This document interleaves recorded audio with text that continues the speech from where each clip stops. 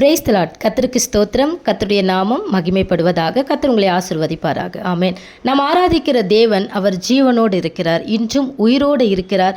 அவர் இருக்கிறவராக இருக்கிறார். அவர் ஜீவனுள்ள தேவன். ஆமென். ஹல்லேலூயா. கர்த்தருக்கு ஸ்தோத்திரம்.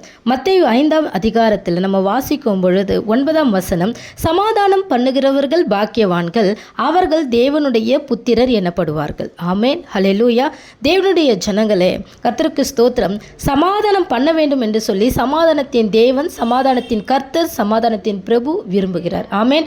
நாம் சண்டை பண்ணுகிறவர்களாய் இருக்கக்கூடாது, வாக்குவாதம் செய்கிறவர்களாய் இருக்கக்கூடாது என்று சொல்லி தீமைக்கு நம்ம என்ன செய்யணுமா, நன்மை செய்ய வேண்டும் என்று சொல்லுகிறார். ஏனென்றால் அவர்களுடைய சத்துருக்கள் அவருடைய வீட்டாரே என்று சொல்லி வேதம் நமக்கு அடையாளம் காட்டுகிறது.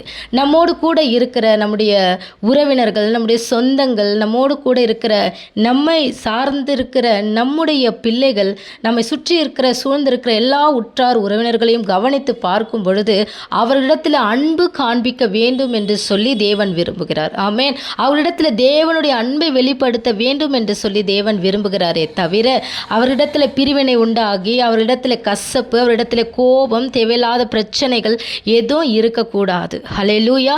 அப்படி செய்வீர்கள் ஆனால், அப்படி செய்வோம் ஆனால், அவர் சிலுவையில் சிந்தின இரத்தத்தினாலே சமாதானத்தை உண்டாக்கி என்று சொல்லி வேதம் நமக்கு அடையாளம் காட்டுகிறது. உலகம் கொடுக்கிற பிரகாரமாய் அல்ல, என்னுடைய சமாதானத்தையே நான் உனக்கு கொடுத்திருக்கிறேன், என் சமாதானத்தை நான் உனக்கு வைத்து போயிருக்கிறேன் அப்படின்னு சொன்ன அந்த வார்த்தைக்கு நாம் கீழ்ப்படியாமல் போய்விடுகிறவர்களாய் மாறிவிடுவோம். தேவனுடைய பிள்ளைகள் என்கிற அங்கீகாரத்தை நாம் இழந்து போய்விடுவோம். ஆமென். ஹல்லேலூயா. கர்த்தருக்கு ஸ்தோத்திரம். அதனால கூடுமானால் எல்லாருடனும் சமாதானத்தோடு இருங்கள்.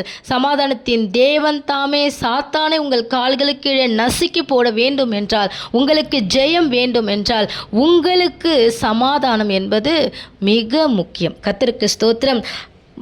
மத்தேயு 5ஆம் அதிகாரம் தெளிவாய் சொல்லுகிறது போல, சமாதானம் பண்ணுகிறவர்கள் பாக்கியவான்கள், அவர்கள் தேவனுடைய புத்திரர். ஆமென். கர்த்தருக்கு ஸ்தோத்திரம். கர்த்தர் உங்களை ஆசீர்வதிப்பாராக. ஆமென்.